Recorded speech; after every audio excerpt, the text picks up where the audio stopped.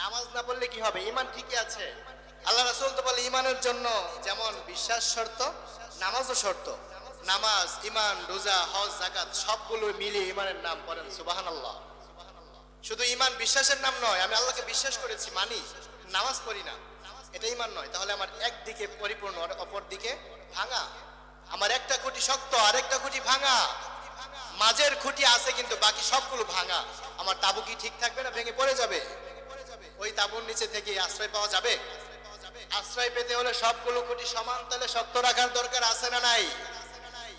ঈমান যেমন মাঝের খুঁটি শক্ত রাখবে, শাহাদাতু আল্লা ইলাহা ইল্লাল্লাহ, আল্লাহর প্রতি বিশ্বাস একেবারে পরিপূর্ণ থাকবে।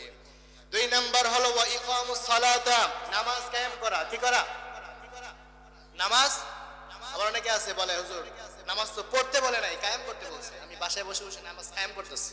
আমি আজকে আপনাদের সামনে পবিত্র কোরআন থেকে সূরাতুল আরাফের একখানা আয়াত তেলাওয়াত করেছি, 172 নম্বর আয়াত। আল্লাহ রাসূলের হাদিস থেকে একখানা হাদিস পাঠ করেছি। কোরআন প্লাস হাদিসকে সামনে রেখে কিছু উপকারী কথা বলার চেষ্টা করব। আল্লাহ তাআলা সর্বপ্রথম আমাকে ইখলাসের সাথে আমলের নিয়তে বলার, তারপর আপনাদেরকে ইখলাসের সাথে আমলের নিয়তে শোনার তৌফিক দান করুক। সকলেই পড়ি আমিন। দেখুন, চিন্তা করে আমাদের জীবনের সবচেয়ে বড় নিয়ামত আল্লাহ যে আমাদেরকে দিয়েছেন, যে নিয়ামতগুলো দিয়েছেন, সেই নিয়ামতগুলোর মধ্যে সবচেয়ে বড় নিয়ামত হলো ঈমান। ঠিক কিনা? ঈমানের চেয়ে বড় নিয়ামত আর হতে পারে? ঈমান অনেক বড় নিয়ামত।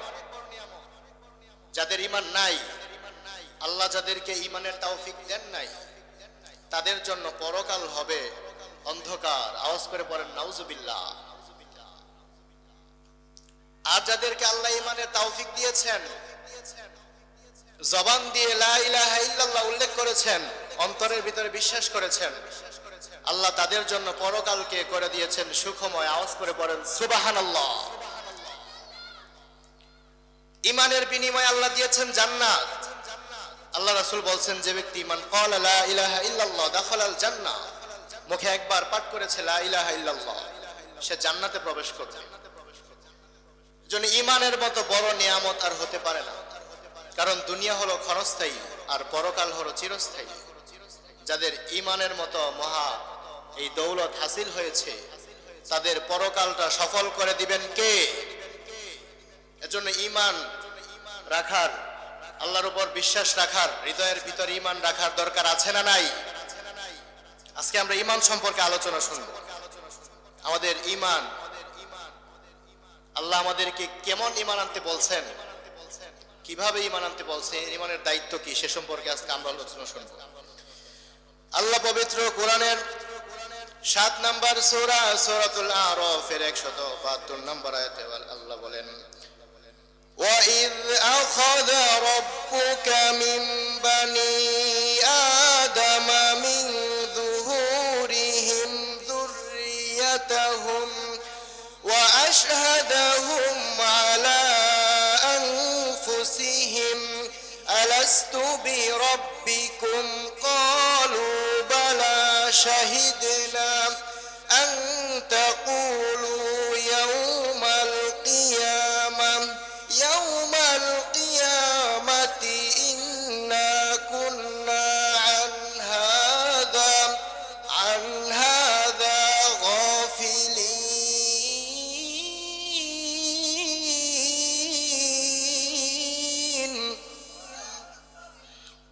এই আয়াতে আল্লাহ ঈমানের পরিচয় তুলে ধরেছেন। আল্লাহ বলেন, ওয়াইদ আখাযা রাব্বুকা মিন বানি, আল্লাহ রাসূলকে বলেন স্মরণ করুন ওই সময়ের কথা। ইদ আখাযা রাব্বুকা মিন বানি, যখন তোমার প্রভু আদম থেকে, আদম সন্তানদের থেকে, তার পৃষ্ঠ দেশ থেকে আদম সন্তানদেরকে বের করেছেন, ওই সময়ের কথা আপনি স্মরণ করুন। আল্লাহ যখন জান্নাত থেকে আদম আলাইহিস সালামকে পৃথিবীতে পাঠিয়েছিলেন, 100 বছর ঘোরার পর আরাফার ময়দানে আল্লাহ তাকে ক্ষমা করেছেন। সেই আরাফার ময়দানের পাশেই একটি উপত্যকার নাম হলো ওয়াদিয়ে নোমান। কি নাম? ওয়াদিয়ে নোমান, নোমান উপত্যকা, আরাফার ময়দানের পাশে। সেখানে আদম আলাইহিস সালামকে আল্লাহ দাঁড় করিয়ে আদমের পিঠে তার কুদরতি হাত বুলিয়ে দিয়েছেন। আদম থেকে কিয়ামত পর্যন্ত যত মানুষ পৃথিবীতে আসার ছিল সবাইকে আল্লাহ এখানে এনেছিলেন। তাদের আকৃতি ছিল পিঁপড়ার ন্যায় ক্ষুদ্র। কিসের ন্যায়? পিঁপড়ার ন্যায় ক্ষুদ্র ছিল। আল্লাহ মানুষের আকৃতিতে তাদেরকে ওইখানে এনেছিলেন এবং তাদেরকে মানুষের বুদ্ধি মেধা দান করেছিলেন। আল্লাহর পক্ষে মানুষকে পিঁপড়ার আকৃতিতে দান করা এটা কি অসম্ভব? কথার উত্তর দেন, আল্লাহর জন্য কি অসম্ভব না সম্ভব? আল্লাহর জন্য সম্ভব। বর্তমান এই বিজ্ঞান প্রযুক্তির যুগে এই প্রশ্নের উত্তর তো আমাদের এত কঠিন হওয়া বিষয় নয়। কত বিশাল বিশাল আকৃতির জিনিস আমরা ছোট মোবাইলের ভিতরে ছোট আকৃতিতে দেখছি না? আল্লাহর জন্য এটা করা অনেক সহজ। আল্লাহ মানুষদেরকে পিঁপড়ার ন্যায় আকৃতি দান করেছিলেন। মানে সেখানে আল্লাহ পৃথিবীর শুরু থেকে আদম থেকে কিয়ামত পর্যন্ত যত মানুষ আসবে সবাইকে একত্রিত করেছিলেন। সবার সামনে আল্লাহ ভাষণ দিয়েছেন। আল্লাহ বলেন, আলাস্তু বিরাব্বিকুম, আমি কি তোমাদের প্রভু নই? কি বলেছেন? আল্লাহ প্রশ্ন করেছেন, আলাস্তু বিরাব্বিকুম, আমি কি তোমাদের প্রভু নই? তখন আমরা কি বলেছিলাম? কারো কি স্মরণে আছে? আমরা কি উত্তর দিয়েছিলাম? কারো স্মরণে আছে? ওই কথাগুলো কারো স্মরণে নাই, আমরা ভুলে গেছি। কিন্তু পৃথিবীর জমিনে এমন কিছু বান্দা ছিলেন যাদের ওই কথাগুলো স্মরণে ছিল। আওয়াজ করে পড়েন সুবহানাল্লাহ। জুন্নুন মিসরি নামক একজন আল্লাহর ওলি পৃথিবীতে বসবাস করেছিলেন, যিনি বলতেন, ওই যে আল্লাহ প্রশ্ন করেছিলেন আলাস্তু বিরাব্বিকুম, আমার মনে হয় ওই সময়ের কথাগুলো এখনো আমার কানে ধ্বনিত হয়। সুবহানাল্লাহ পড়বেন না? এমনও কিছু মানুষ ছিল যারা বলতো, ওই যে আল্লাহ প্রশ্ন করেছিলেন আলাস্তু বিরাব্বিকুম, আমি কি তোমাদের প্রভু নই? তখন আমার পাশে আশেপাশে কারা কারা ছিল আমার এখনো স্মরণ আছে। সুবহানাল্লাহ। আল্লাহ প্রশ্ন করেছিলেন আলাস্তু বিরাব্বিকুম, আমি কি তোমাদের প্রভু নই? সকল মানুষ একসঙ্গে বলেছিল ক্বালু বালা। কি বলেছিল? বালা মানে হলো অবশ্যই অবশ্যই আপনি আমাদের প্রভু। আমরা হ্যাঁ বলি নাই, অবশ্যই বলছি। কি বলছি? অবশ্যই অবশ্যই আপনি আমাদের প্রভু, এক্ষেত্রে কোনো সন্দেহ নেই। আমরা যখন উত্তর করেছিলাম ক্বালু বালা, অবশ্যই আপনি আমাদের প্রভু, এক্ষেত্রে কোনো সন্দেহ নাই, তখন ওই সময় আল্লাহ কি উত্তর দিয়েছিলেন সে সম্পর্কে হযরত উবাই ইবনে কাব রাদিয়াল্লাহু তাআলা আনহু থেকে একটা দীর্ঘ হাদিস বর্ণিত। বিশ্বনবী বলেন, বান্দা যখন উত্তর করেছিল বালা অবশ্যই আপনি আমাদের প্রভু, তখন আল্লাহ বলেছিলেন সাক্ষী থাকো, আমি সাক্ষ্য রেখে দিলাম 7 আসমানকে 7 জমিনকে এবং তোমাদের পিতা আদমকে আমি সাক্ষ্য রেখে দিলাম তোমরা যে সাক্ষ্য দিয়েছো। আবার কিয়ামতের দিনে অস্বীকার করে যে বসো, যে আল্লাহ আমরা তো অস্বীকার করি নাই, এই ওয়াদা করি নাই, এটা যেন অস্বীকার করতে না পারো সেজন্য আমি সাক্ষ্য রাখলাম 7 আসমান 7 জমিন তোমাদের পিতা আদমকে। আওয়াজ করে পড়েন সুবহানাল্লাহ। কাল কিয়ামতের দিন মিথ্যা বলার কোনো সুযোগ নাই। এই কথা যে বলবো আল্লাহ আমরা ওয়াদা করি নাই, সাক্ষ্য দেই নাই, আল্লাহ সাক্ষ্য রেখেছেন আদমকে, ঠিক কিনা? মিথ্যা বলার কোনো সুযোগ আছে? নাই। যাতে আমরা মিথ্যা বলতে না পারি সেজন্য আল্লাহ আদম আলাইহিস সালাম সাক্ষ্য রেখেছেন। তোমার সন্তানেরা ওয়াদা করেছে বালা অবশ্যই আমি তাদের প্রভু। এবার আসুন, আমাদের সেই কথা স্মরণে নাই, অথবা আল্লাহ বলেন, হে আদম সন্তান ভালো করে জেনে রেখো, আমি আমার পয়গম্বরদেরকে তোমাদের কাছে পাঠাবো যাতে করে আমার এই ওয়াদার কথা তোমাদেরকে স্মরণ করিয়ে দেয়। এই যে ওয়াদা করেছিলাম সেই ওয়াদার কথা যেন আমার পয়গম্বররা তোমাদেরকে স্মরণ করিয়ে দেয়, সেজন্য আমি তোমাদের কাছে আমার পয়গম্বর পাঠাবো যারা আমার ওয়াদার কথা তোমাদেরকে স্মরণ করিয়ে দিবে। আমি তোমাদের উপর কিতাব নাজিল করব। তখন আমরা বলেছিলাম অবশ্যই আপনি আমাদের প্রভু, স্বীকার করেছি আপনি ছাড়া কোনো মাবুদ নাই, আপনি ছাড়া কোনো রব নাই, আপনি ছাড়া কোনো ইলাহ নাই, আপনি ছাড়া ইবাদতের উপযুক্ত আর কোনো মাবুদ নাই। আওয়াজ করে বলেন ঠিক কিনা? আমরা স্বীকার করেছিলাম, সেই সময় আল্লাহর সাথে ওয়াদা করেছিলাম, সেই ওয়াদার কথা আমাদের স্মরণ নাই, কিন্তু সেই ওয়াদার ফলে আমাদের হৃদয়ের ভিতরে এমন একটা প্রভাব সৃষ্টি হয়েছে, প্রত্যেকটা মানব হৃদয়ের ভিতরে এমন একটা প্রভাব সৃষ্টি হয়েছে যে একটু চিন্তা ভাবনা করলেই রবের পরিচয় পাওয়া যায়। বিবেক খাটান একটু, আল্লাহকে একটু বিবেক খাটান, আপনার বিবেক আপনাকে উত্তর করে দিবে আল্লাহ হলেন তিনি। সুবহানাল্লাহ। তারপরে তো কোরআন আছেই, কোরআন থেকে দলিল নেন, আল্লাহকে আল্লাহর পরিচয় নেন, হাদিস থেকে আল্লাহর পরিচয় নেন। আল্লাহকে তার আগে বিবেক দিয়ে যদি একটু চিন্তা করেন যে আল্লাহকে, তাহলে তার পরিচয় পেয়ে যাবেন। জন্মের পর বাচ্চা যখন জন্মগ্রহণ করে তখন আমরা কি করি? ডান কানে আজান আর বাম কানে একামত দেই না? কথা বলেন, দেই না? এটা সুন্নাত। ডান কানে আজান, বাম কানে ইকামা, এটা আল্লাহ রাসূলের সুন্নাত। সন্তান যখন ভূমিষ্ঠ হয় দুনিয়ার বুকে, তখন শয়তান তাকে পাকড়াও করতে চায়, তার উপর প্রভাব ফেলতে চায়। এজন্য আল্লাহ রাসূল বলছেন, বাচ্চা যখন জন্মগ্রহণ করে ডান কানে আজান আর বাম কানে ইকামত দাও, তাহলে শয়তান দূর হয়ে যাবে। ওই জন্মের পরের আজান আর একামতের কথা কি আমাদের কারো স্মরণে আছে? আছে স্মরণে? আমাদেরকে যে কানে আজান একামত দিছিল সেটা কি কারো স্মরণে আছে? নাই, আমাদের স্মরণে নাই। কিন্তু এটা তো বাস্তব যে আমাদের কানে আজান একামত দিয়েছিল, স্মরণে নাই, কিন্তু তার একটা প্রভাব মৃত্যু পর্যন্ত আমাদের হৃদয়ে আছে না নাই? মৃত্যু পর্যন্ত আমাদের ভিতরে একটা ঈমানি চেতনা থাকে যে আমি মুসলমান, ওইটা আমার জন্য শোভা পায় না। আমি মুসলমান, এটা আমার কাজ নয়। আমি সুদ ঘুষের সাথে জড়াতে পারি না, আমি জুলুম করতে পারি না, ভাইয়ের সম্পদ আত্মসাৎ করতে পারি না, অন্যের সম্পদের প্রতি আমার লোভ জাগতে পারে না, ক্ষমতার লোভে আমি কারো সাথে, কোনো আলেম ওলামার সাথে বেয়াদবি করতে পারি না। আওয়াজ করে বলেন ঠিক কিনা? এই ঈমানি একটা চেতনা হৃদয়ের ভিতরে থাকে যাদের জন্মের পর ডান কানে আজান আর বাম কানে একামত দেওয়া হয়েছিল। কিন্তু আমাদের কারো স্মরণ নাই আজান যে দিয়েছিল, মনে আছে? মনে নাই। ঠিক তদ্রূপ ভাবে আল্লাহ যখন আমাদের কাছ থেকে ওয়াদা নিয়েছিলেন, আলাস্তু বিরাব্বিকুম ক্বালু বালা শাহিদনা আন তাকুলু ইয়াওমাল কিয়ামাতি ইন্না কুন্না আন হাযা গাফিলিন। এই ওয়াদার কথা আমাদের কারো স্মরণে নাই, কিন্তু তার একটা প্রভাব আমাদের সবার হৃদয়ের ভিতরে আছে না নাই? সেটা একটা প্রভাব হৃদয়ের ভিতরে আছে যে আল্লাহ যে আমাদের প্রভু, তার পরিচয় আমরা জানি। শাহিদেনা, আল্লাহ বলেন সাক্ষ্য রেখে দিলাম, আন তাকুলু ইয়াউমাল কিয়ামাতি, যাতে করে আবার কিয়ামতের দিন তোমরা এই কথা বলতে না পারো যে ইন্না কুন্না আন হাযা গাফিলিন, আমরা এই তাওহীদ সম্পর্কে অবগত ছিলাম না, গাফেল ছিলাম, আমরা জানতাম না। এই কথা যাতে বলতে না পারো। আও তাকুলুন, অথবা যাতে এই কথা বলতে না পারো, ইন্নামা আশরাকা আবাউনা, আল্লাহ আমাদের পূর্বপুরুষরা শিরিক করেছিল, আমরা তো শিরিক করি নাই। মিন ক্বাবলু ওয়া কুন্না যুররিয়াতাম মিন বাদিহিম, আর আমরা হলাম তাদের পরবর্তী প্রজন্ম।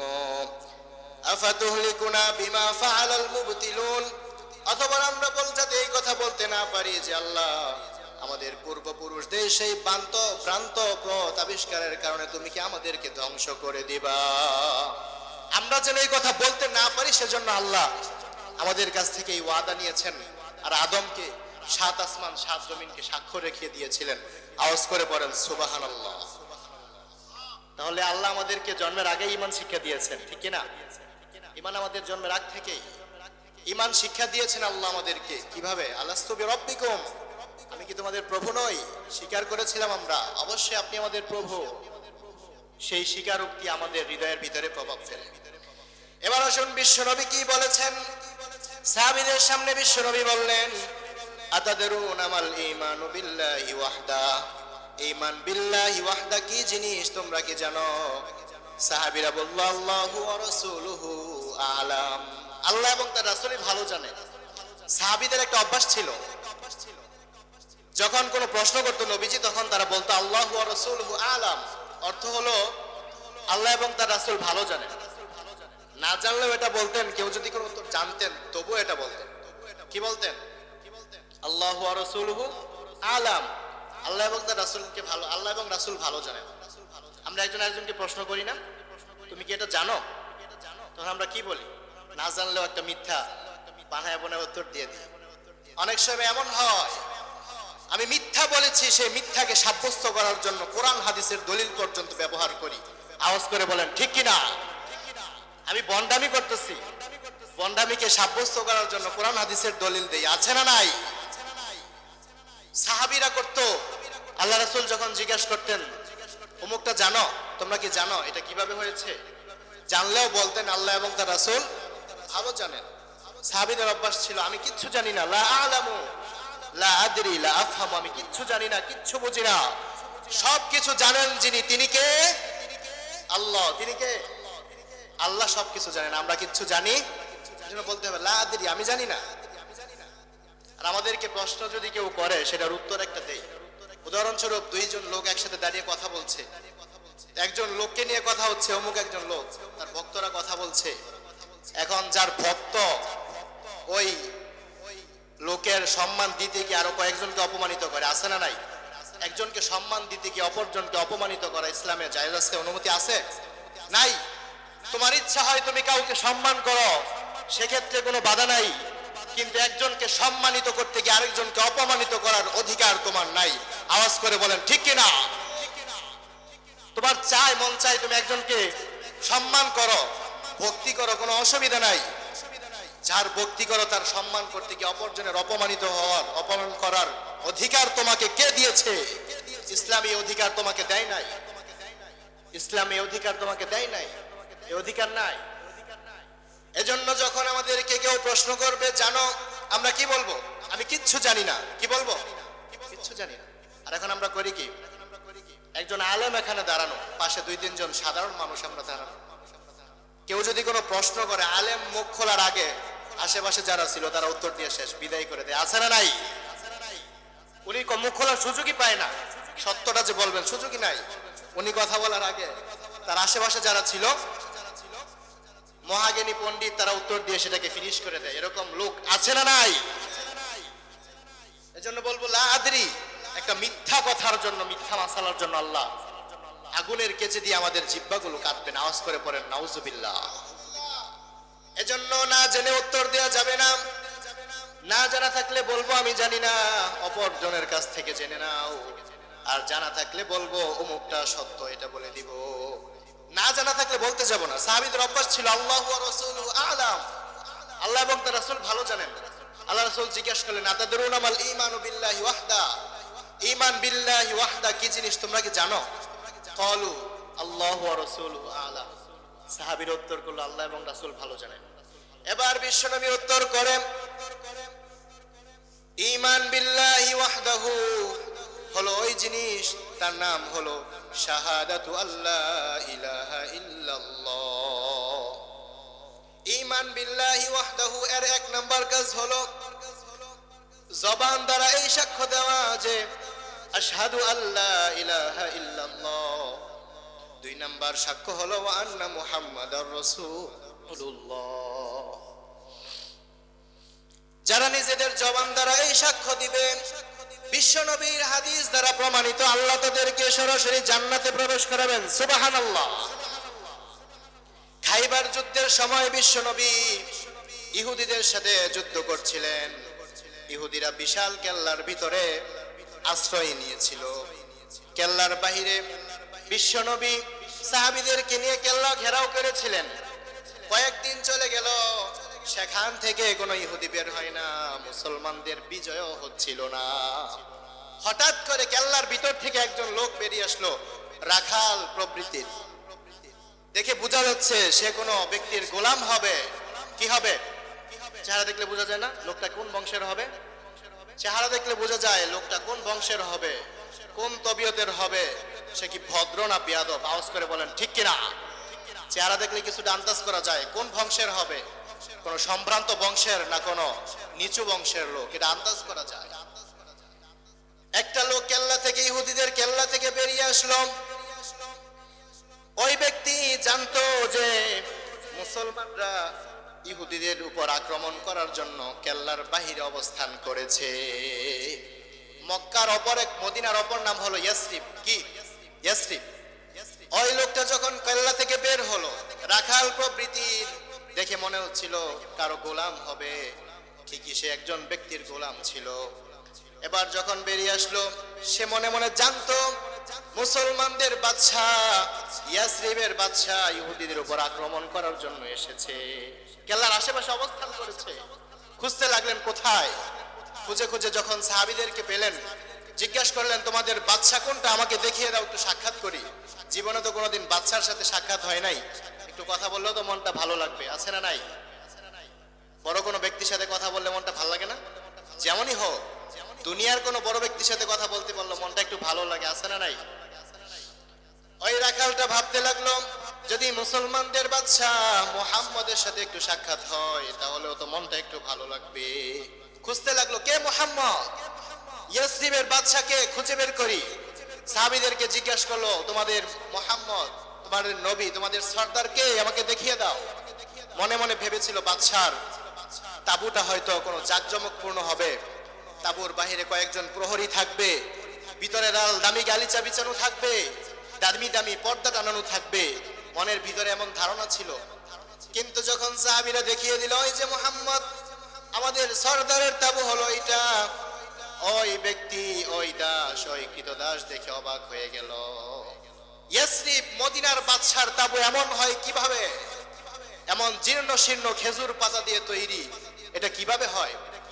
তবুও সে মনকে সামলিয়ে ভিতরে প্রবেশ করলো। ভিতরে কোনো প্রহরী নাই, বডিগার্ড নাই। ভিতরে প্রবেশ করেই তিনি সরাসরি আল্লাহ রাসূলের সামনে গিয়ে বসলেন। সুবহানাল্লাহ। আমাদের কোন সর্দার যারা নেত্রী হয় তাদের সামনে গেলে সরাসরি যাওয়া যায়? সাধারণ মানুষের সামনে দেখা করতে পারি? অনুমতি নাই। কিন্তু আল্লাহ রাসূল এমন ভাবে বসা ছিলেন, ওই ইহুদি দাস সরাসরি আল্লাহ রাসূলের সাথে সাক্ষাৎ। তার মনটা আনন্দে ভরে গেল।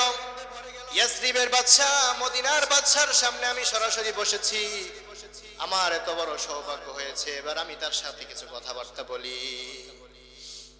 ওই দাসটা আল্লাহ রাসূলকে জিজ্ঞাসা করলেন, ও মদিনার বাদশা মুহাম্মদুর রাসূলুল্লাহ সাল্লাল্লাহু, আপনারা দুরূদ পড়েন নাই কেন? বিশ্বনবীর নাম শুনলে তো দুরূদ পড়তে হয়।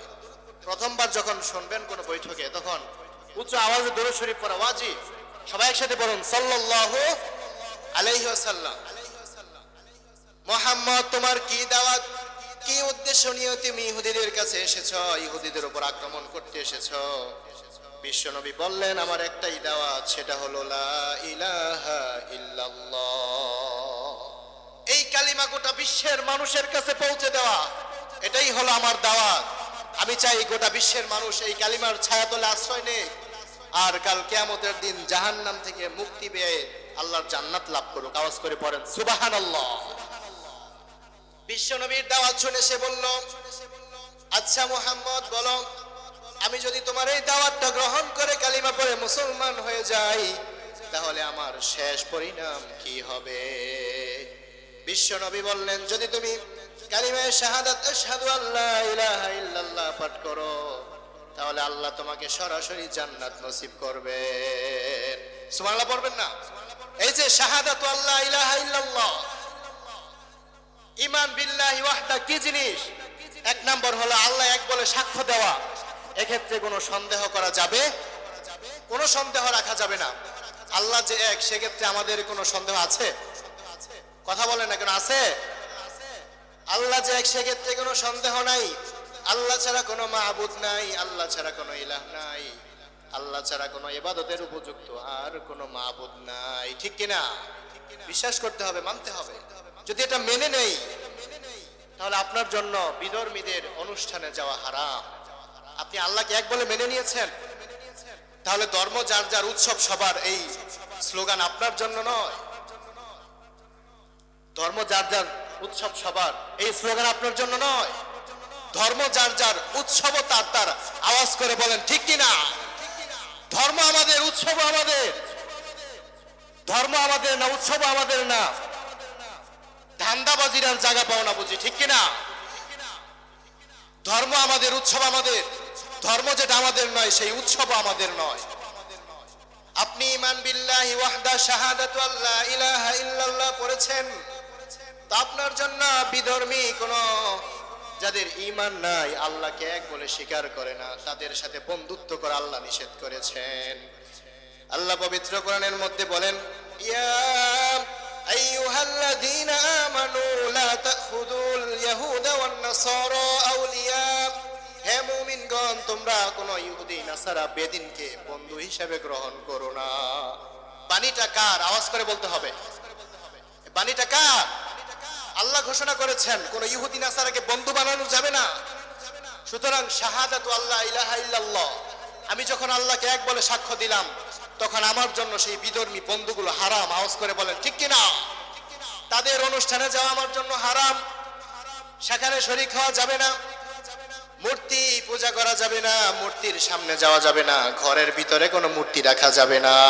ঘরের ভিতরে মূর্তি রাখা আছে না নাই?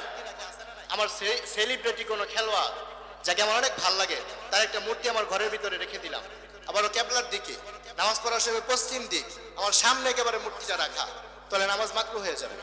কঠিনতম মাকরু, নামাজের সামনের দিকে যদি কোনো ছবি থাকে আর যদি সেটা মূর্তি হয় তাহলে আরো বড়। এজন্য ঘরের ভিতরে কোনো মূর্তি, কোনো ছবি টানানো যাবে, ছবি টানানো যাবে, সতর্ক থাকতে হবে। কারণ ফেরেশতারা বলেন যেই ঘরে ছবি থাকবে, যেই ঘরে কুকুর থাকে সেই ঘরে আমরা প্রবেশ করি, রহমতের ফেরেশতা প্রবেশ করবে না। এজন্য ঘরের ভিতরে কোনো ছবি রাখা যাবে। তারপর ওই যে বিশ্বনবীর কাছে এসেছিল একজন গোলাম, সে বিশ্বনবীকে জিজ্ঞাসা করলো আমি যদি কালিমা পড়ি তাহলে আমার শেষ পরিণাম কি হবে? বিশ্বনবী বললেন তুমি যদি কালিমা পড়ো আল্লাহ সরাসরি জান্নাতুল ফেরদাউস দান করে দিবে। জান্নাতুল ফেরদাউস, জান্নাত কয়টা? 8টা। কয়টা? সবচাইতে দামি জান্নাতের নাম হলো জান্নাতুল ফেরদাউস। কোনটা? এজন্য আল্লাহর কাছে যখন চাবো আল্লাহুম্মা ইন্না নাসআলুকাল জান্নাহ, জান্নাতুল ফিরদাউস, আল্লাহ আমাদেরকে জান্নাতুল ফিরদাউস দান করে দাও, সবাই পড়ি আমিন। যখন চাইবো আল্লাহর কাছে কোনটা চাবো? জান্নাতুল ফিরদাউস, এটা দামি জান্নাত। বিশ্বনবী বলেন জান্নাতুল ফিরদাউস তোমার জন্য রেডি, এবং তুমি তখন সকল মুসলমানদের সমান অধিকারে অধিকৃত হবে। এমনকি আমি মুহাম্মদ তোমাকে আমার নিজের বুকের সাথে জড়িয়ে ধরবো। সুবহানাল্লাহ।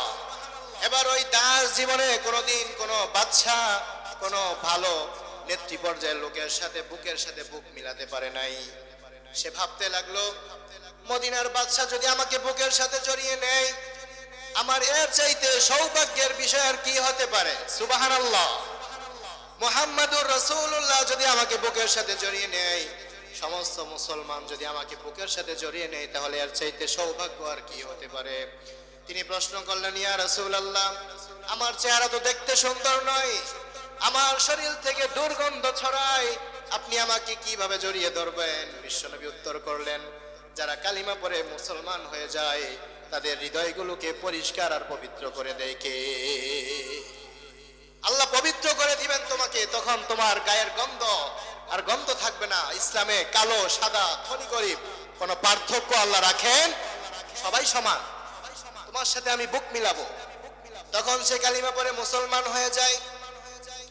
অথবা মুসলমান হওয়ার পর ওই যে যুদ্ধ চলছিল, যুদ্ধের ময়দানে অনেকগুলো সাহাবী শহীদ হয়ে গেল। শহীদ হয়ে যাওয়ার পর সাহাবীরা তালাশ করতে লাগলো কার লাশ কোথায় পড়ে আছে, কাকে চেনা যায়। তিনি সাহাবীরা তালাশ করতে লাগলো, সবার লাশ যখন তালাশ করা শেষ, একটি লাশকে কেউ চিনতে পারে না, এটা কার লাশ, এটা কার লাশ কেউ চিনে না, সবাই গোল হয়ে দাঁড়িয়ে আছে। আমরা দাঁড়িয়ে থাকি না, আশ্চর্য কিছু দেখলে সবাই একেবারে গোল। বাজারে কিছু জমছে দেখো, সবাই এখানে জমে, জটলা বানাই, সাহাবীরা জমে আছে, কি হয়েছে কি হয়েছে, এটা কার লাশ, কেউ তো চিনে না। সবাই এক একজন আরেকজনকে জিজ্ঞেস করে এটা কার লাশ, কেউ চিনে না। বিশ্বনবী আবার হাঁটতে হাঁটতে ওখানে গেল, সরো দেখি কে এটা। তিনি সরিয়ে দেখলেন ওই যে গোলাম আল্লাহ রাসূলের কাছে কালিমা পড়েছিল, ওই ব্যক্তির লাশ এখানে পড়ে আছে। বিশ্বনবী বললেন এটা তো ওই লাশ, ওইটা তো ওই দাসের লাশ, গোলামের লাশ, যে আমার কাছে আমার হাতে কালিমা পড়ে মুসলমান হয়েছিল। তাকে দেখে আমি আশ্চর্য বোধ করছি, সে কোনোদিন নামাজ পড়ার সুযোগ পায় নাই, মাত্র কালিমা পড়েছে, কোনোদিন রোজা রাখে নাই, হজ আদায় করে নাই, আল্লাহর রাস্তায় কোনো টাকা পয়সা দান করার সুযোগ পায় নাই, কিন্তু আমি দেখেছি আল্লাহ তাকে সরাসরি জান্নাতুল ফিরদাউস দান করেছেন। আওয়াজ করে বলেন সুবহানাল্লাহ। আমি আশ্চর্য হচ্ছি তাকে দেখে, কোনোদিন নামাজ পড়তে পারে নাই, আল্লাহর সামনে সিজদা করতে পারে নাই, কোনোদিন রোজা রাখতে পারে নাই, হজ করার সুযোগ হয় নাই, আল্লাহর রাস্তায় কোনো দান সদকাও করে নাই, কিন্তু ঈমান নিয়ে মৃত্যুবরণ করেছে, আল্লাহ তাকে জান্নাত দিয়েছেন। সুবহানাল্লাহ। তাহলে যারা ঈমান নিয়ে মৃত্যুবরণ করবে তাদের জন্য জান্নাতুল ফেরদাউস রেডি করে রেখে দিবেন কে? ওই জান্নাতুল ফেরদাউস আমরা চাই। কে কে চাই একটু দেখে দাও, একটু লাড়া দেন। আল্লাহু আকবার। সবাই বলি সুবহানাল্লাহ, আলহামদুলিল্লাহ, লা ইলাহা ইল্লাল্লাহ, আল্লাহু আকবার। মাঝে মধ্যে একটু আওয়াজ দিবেন, আওয়াজের দ্বারা অনেক কিছু হয়। এক সাপ পীর সাহেবের কাছে মুরিদ হয়েছে। কি হয়েছে? সাপ পীর সাহেবের কাছে মুরিদ হয়েছে। হুজুর একটু ভালো মানুষ মুরিদ করে দেন। সাপ বেটায় গিয়ে পীর সাহেবের কাছে মুরিদ হওয়ার পর পীর সাহেব ওয়াদা করায়, শোনো সাবধান, তোমার মুখে কিন্তু বিষ, কাউকে কামড় টামড় দেওয়া যাবে না। এবার পীর সাহেবের কাছে মুরিদ হয়েছে। যারা মুরিদ হয় দেখবেন তাদের চলচলন একটু আগের চেয়ে স্বাভাবিক হয়, ঠিক না? আগে যেমন চলতো উশৃঙ্খল, কোনো কিছু দেখলেই বুক ফুলিয়ে, আই কি হয়েছে সর আমাকে দাও আমি দেখি, আছে না নাই? এমনকি মাহফিলের মঞ্চে উঠেও আলেমদের সাথে বেয়াদবি, আছে না নাই? পীর সাহেবের কাছে মুরিদ হয়েছে সাপ। এবার পীর সাহেব নিষেধ করেছেন কাউকে কামড় দেওয়া যাবে না। বনের জঙ্গলে গিয়ে নিলিবিলি হাঁটছে। এবার কাঠুরে কাঠের বোঝা বানিয়েছে, লাকড়িগুলো বানবে কিন্তু রশি খুঁজে পায় না।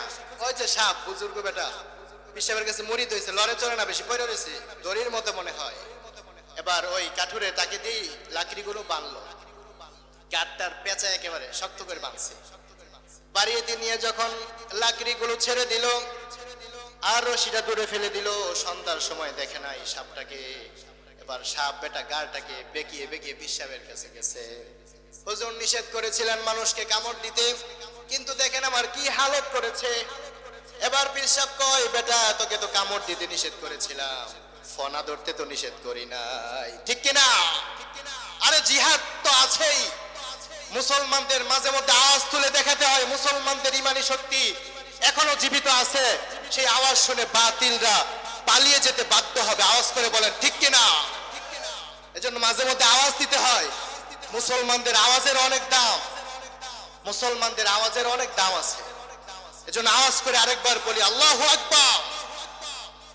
আল্লাহ যে এখানে যারা বসছে সবাইকে তুমি কবুল করে নাও, সবাই বলি আমিন। এবার আসুন ঈমান বিল্লাহি ওয়াহদা। আল্লাহ বলছেন, আল্লাহ রাসূল বলছেন, শাহাদাতু আল্লা ইলাহা ইল্লাল্লাহ। এক নাম্বার হলো এই সাক্ষ্য দেওয়া যে আল্লাহ ছাড়া কোনো মাবুদ নাই। মুখে সাক্ষ্য দিব আর অন্তরের ভিতরে বিশ্বাস স্থাপন করব যে আল্লাহ ছাড়া কোনো মাবুদ নাই, আল্লাহ ছাড়া কোনো ইলাহ নাই, আল্লাহ ছাড়া কোনো সাহায্যকারী নাই, আল্লাহ ছাড়া আমার বিপদ থেকে উদ্ধারকারী আর কেউ। মুখে যেমন স্বীকার করবো, অন্তরে বিশ্বাস করব। মুখে মুখে শুধু বলি, মানুষের সামনে বলে বেড়ালাম, কিন্তু বিপদে বললে ঠিকই আবার মানুষের কাছে, বিপদের সময় মানুষের কাছে হাত পাতি, বিপদের সময় মানুষের কাছে যাই।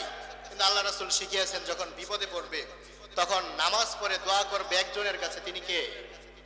কথা বলেন, তিনি কে? বিপদে পড়লে চাইবো কার কাছে?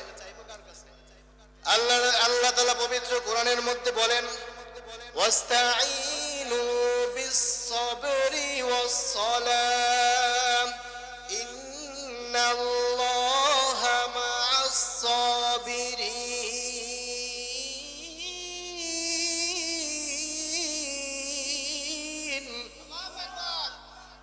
বিপদে পড়লে চাইতে হবে একজনের কাছে। তিনি কে?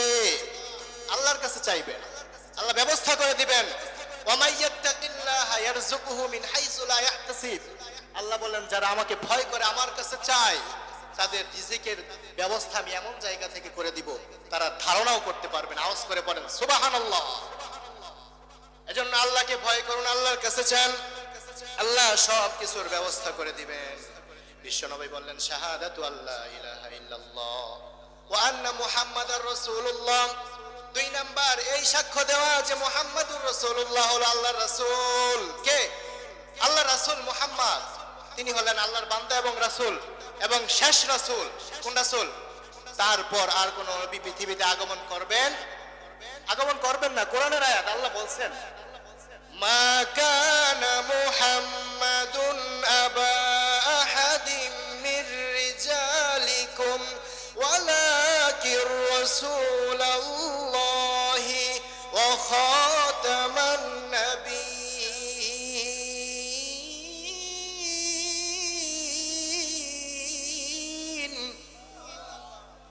মুহাম্মদ তোমাদের কোন পুরুষদের পিতা নয়, সে হলো আল্লাহ রাসূল এবং খাতামান নবীন, মুহাম্মদ হলো শেষ নবী। ঠিক কি না?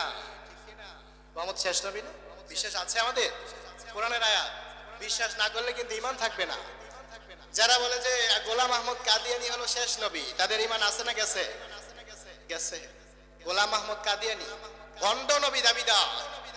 এই ভণ্ড মিথ্যুকদের কাল কিয়ামতের দিন আল্লাহ কঠিন সাজা দেয়। সবাই পড়ি আমিন। এজন্য খতমে নবুয়তের আন্দোলন চলছে, দেখেন না সারা দেশে।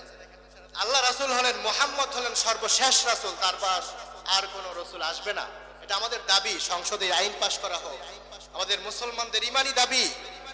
পাকিস্তানে আইন আরো আগেই পাশ হয়ে গেছে। যারা বন্ড গোলাম আহমদ কাদিয়ানী দাবিদার, তাদেরকে কাফের ঘোষণা করে দিয়েছে।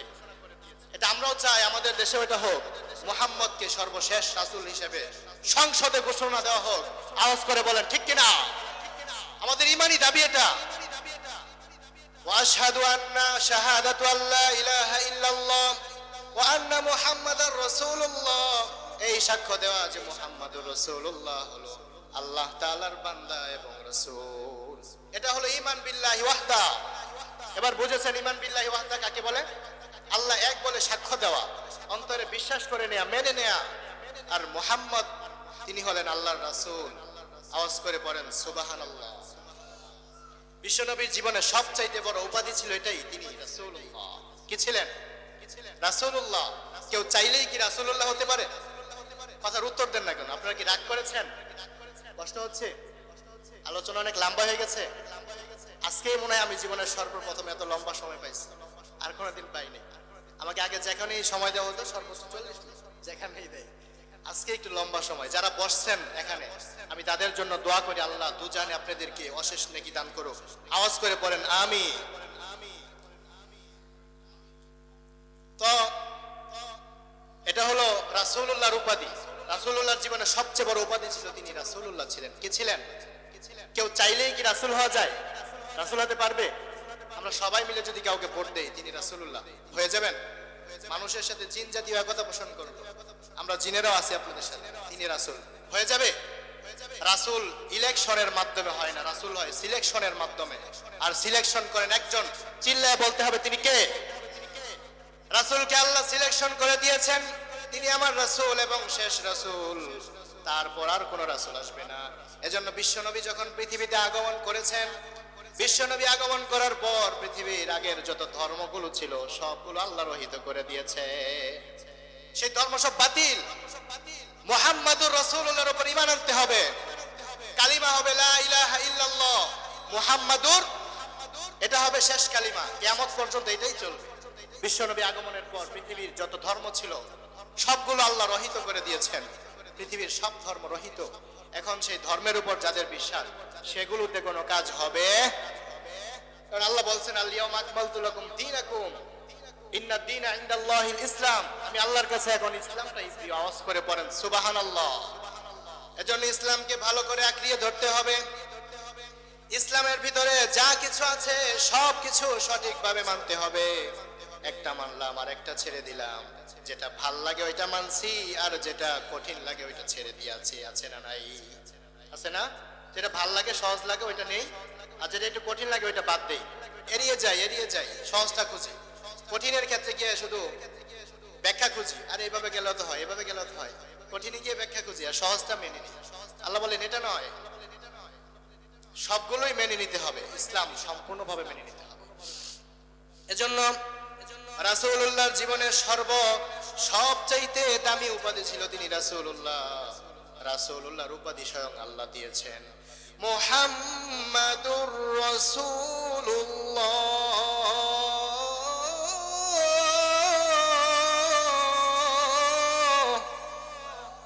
আল্লাহ বলেন মুহাম্মদ ছিল আমার রাসূল, আমি তাকে মনোনীত করেছি ইসলামের জন্য, শেষ রাসূল হিসেবে তাকে মনোনীত করেছি। তার ধর্ম দিয়েছি ইসলাম।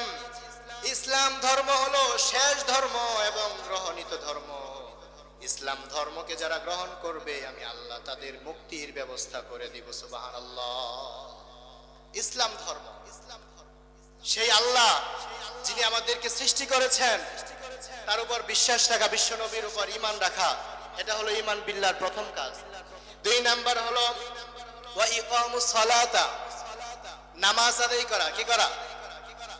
যথা সময়ে যথা নিয়মে নামাজ আদায় করা হলো ঈমান বিল্লাহি ওয়াহদা 2 নাম্বার কাজ।